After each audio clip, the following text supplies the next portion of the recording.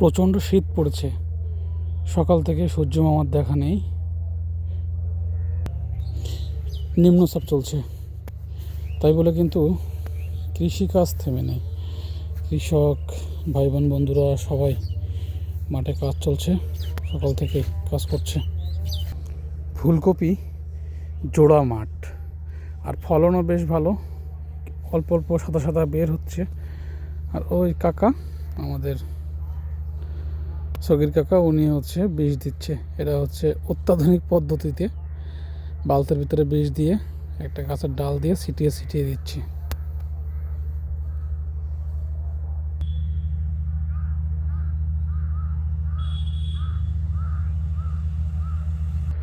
মাঠ জোড়া ফুলকপি। যখন এই ফুলকপিগুলো একটু বড় হবে, সাদা ফক ফক করবে একদম।